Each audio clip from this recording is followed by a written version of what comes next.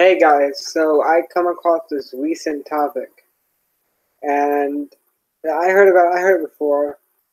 I heard the belief that God is evil before in the Old Testament, but after I came across it, I was wanting to respond to it. So the topic is, in the title, is the God of the Old Testament Satan? Now, this is where people most likely want to see the God of the Old Testament, what he did, understand the reasoning why he did it, and that you cannot question God's morality because in his own nature, it defines what's good and evil. And plus, all the killing, everything he did was as a result to reveal the wickedness of sin. How Romans points says those who do such things are worthy of death. And if you're outside of Christ, you're basically a cursed in mankind that we populate more cursed things that go to hell. So in order to save souls from going to hell, in order to reveal the wickedness of sin, it affects your whole family, it makes your whole family depart and worthy of death. You have exterminated people. This is not evil, this was reasonable, and they were outside the covenant, they were outside the cleansing, so the generations I have to admit, Israel generations were cursed too, but they weren't outside of the covenant. They were inside the covenant of mercy. That's why they had mercy, and God even had His own people, um, uh, His own family, a father in the Old Testament. It wasn't just the Gentiles. All the Old Testament had an accursed thing. It didn't have like we have now, the blood available to like cleanse the atmosphere. They didn't have that blood. They only had the symbology. So the parents or the whole family was stoned to death in blood, because when you bring an accursed thing, into an atmosphere, into a community, the whole community is cursed, because now that spirit, they went for that person's bloodline. So it makes sense why they had to be stoned and then carried outside and then burned outside the camp. This is not evil. This is quite reasonable. And again, as an atheist, I'm going to be honest about the scripture in the Old Testament. I'm going to give you reasons why. I'm going to tell you, hey, you cannot question this, because logically, if God is God, and inside of his nature defines what good or evil, that means whatever he did, since his nature defines what's good, it makes it good. Without any critique logically available to be performed on. But this is the belief that the God of the Old Testament is Satan, and not the God of the Hebrews. That when he enacted through the name Yahweh, it was Satan, because people hate. People hate the God of the Bible. They hate him, so they're willing. You know how they call Jesus the devil? They call him the Father the devil. Calling him Satan, that's blasphemy. And this belief stems from a satanic cult called the Gnostics. You'd be surprised how much doctrine stems from the satanic cult, the satanic organization, the satanic following called the Gnostics. This comes from Gnosticism. So it comes from Satan to call the Father Satan. That's what you're doing. But this is what holds the belief.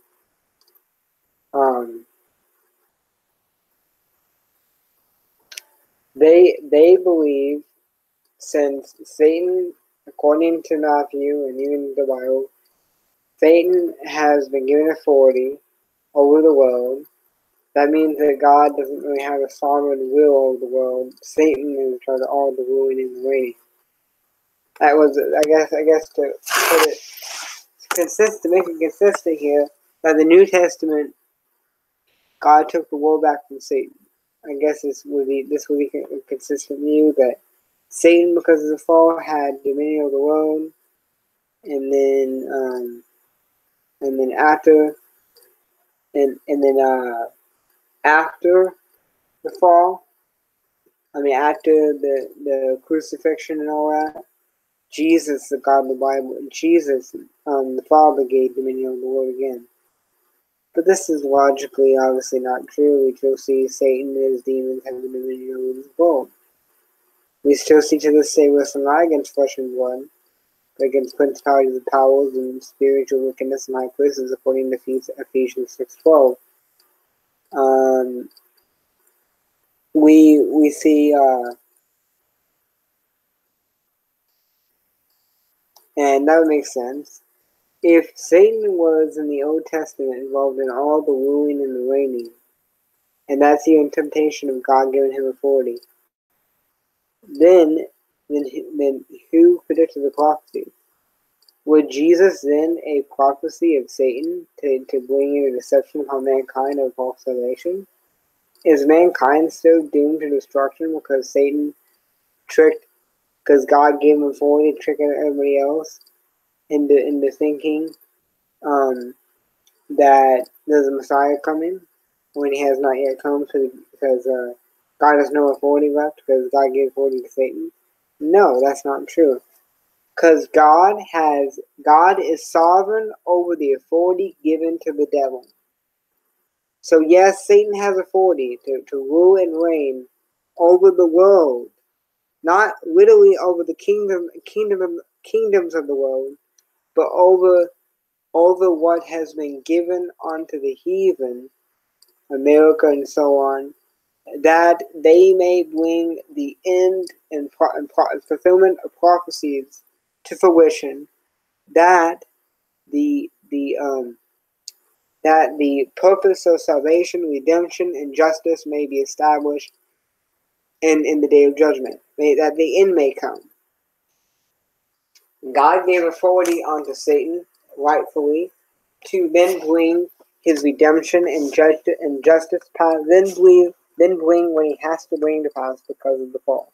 He either would have to kill Adam and Eve and not get what he wanted, or give mankind a chance to come to him and people to be saved.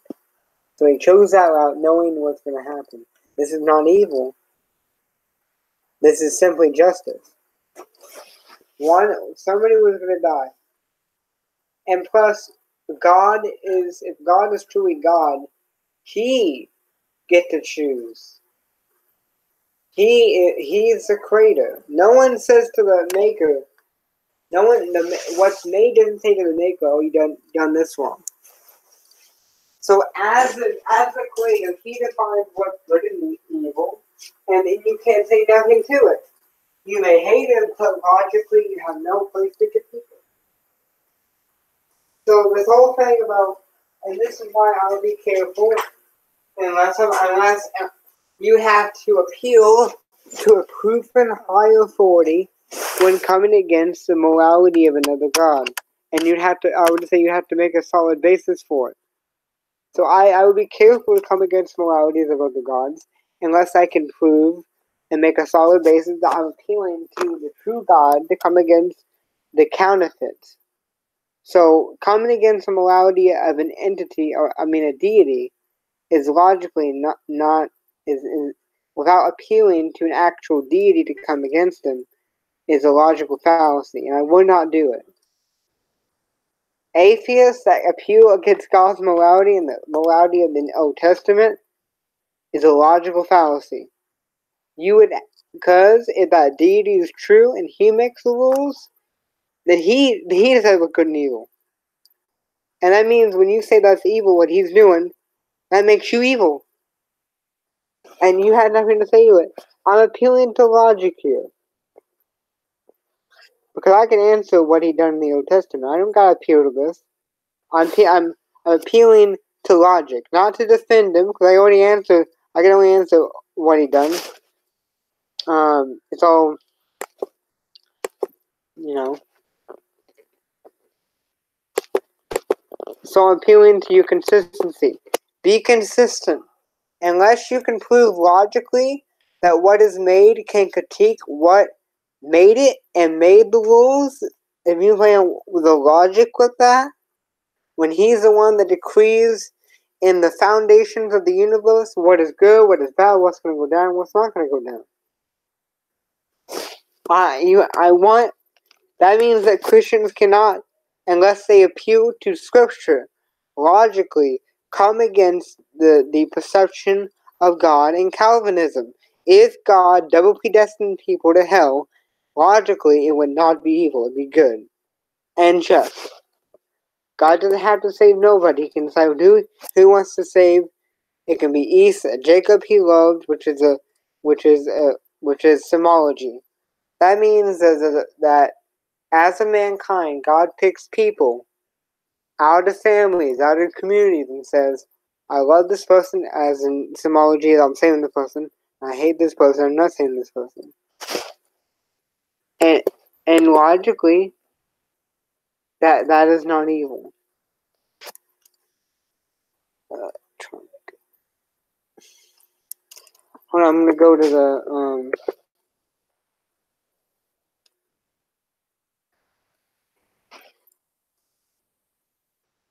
I'm going to the I'm checking the chat box. Any atheist Oh, I didn't cover this other topic. I have another topic to cover. Any atheist The room won't be open yet if it I have another topic to cover. What is really temptation? Now people think the verse says when any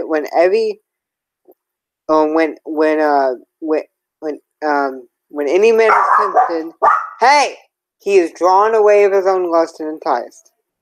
That verse does not mean that when a man is tempted, he's drawn away of his own desires. Why do I say that? Because Jesus was tempted. That means if Jesus had sinful desires, that would make him imperfect. What that would logically mean, when any man is tempted, he's drawn away by the temptation to pervert what God has given him, natural abilities, natural desires, as an attraction. The perversion, attraction is not sin. The temptation, the ability to show attraction against a woman is not sin. But then the demons pervert that and they try to get you, or the wickedness inside you perverts it. Jesus had no wickedness inside of him. Jesus had demons messing with him, tempting him. Jesus had no wickedness. So Jesus was tempted. It says, when any man is tempted, he's drawn away of his own lust, it means desires, and enticed. That means that, so that's not talking about your own desires literally, though it can be for us. It's mostly saying when a man is tempted, he's drawn away by the temptation, he is tried, he is offered to bite the apple, to bite the perversion, to bite the disobedience, to bite the lie, to go against the natural order, which is righteousness, attraction, no lust, not stealing, and so on. That's what a temptation is. It's when you are offered to go against God. That's what temptation is. Adam and Eve were not evil, but yet Eve was beguiled and tempted. Eve was created perfect. The angel created perfect, but yet they were tempted. It shows you don't got to have evil in you to be tempted. But see, the Most High God, the Most High God, in his nature,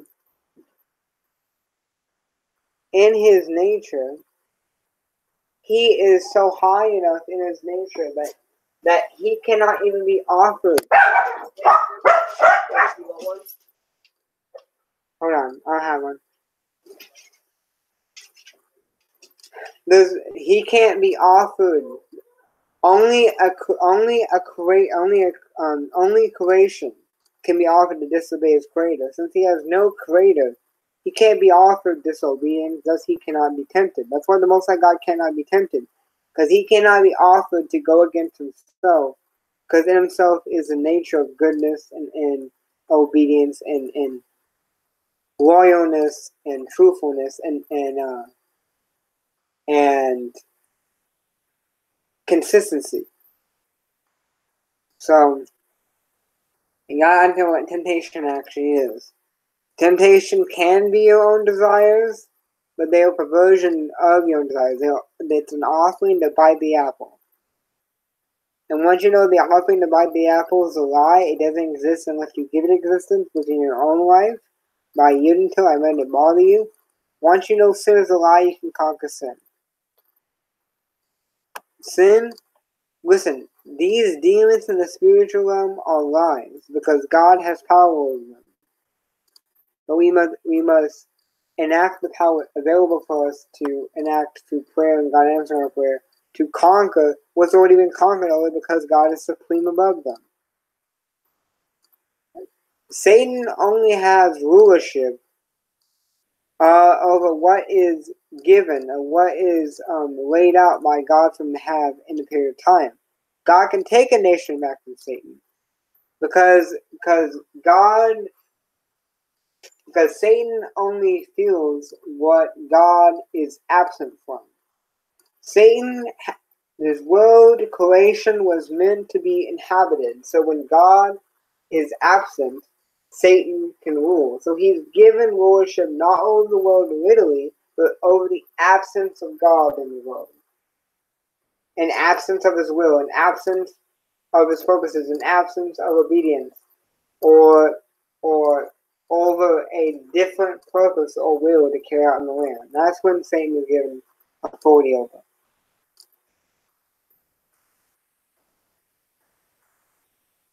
So, no. I cover what temptation is, and no, the God of the Old Testament is not Satan.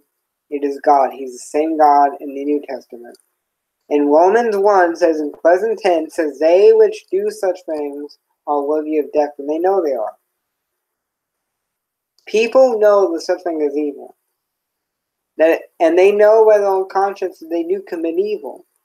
And they know there must be punishment for evil. You can see it in society.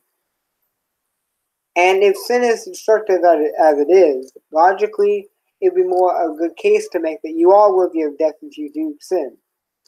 And the Greek word for sin is to miss the mark, is a lack of perfection. So we cannot say, understand. Religion willfully missing the mark, and by your own fraud, we need to be transformed by God for His own glory, but to reverse the venom of Satan that he put in mankind and that affected you.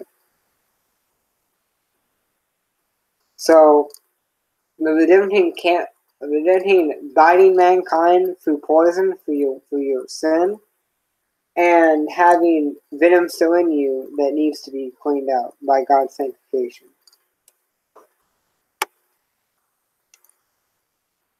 So I guess if anybody wants a Q&A, wants to come on and chat, I can come on later. I want to make another video. But guys, this probably was it's good for this to be a video. Hopefully you guys can understand me and hear me. The one watching this, was I crystal clear and not muffled during this live? Could you please say yes or no?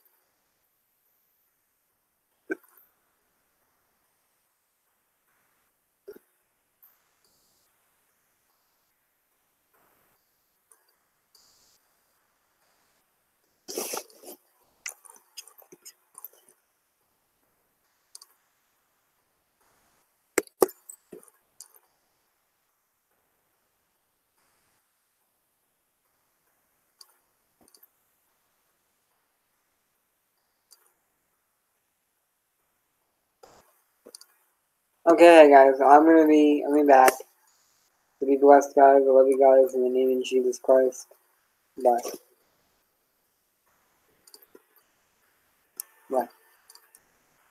blessed.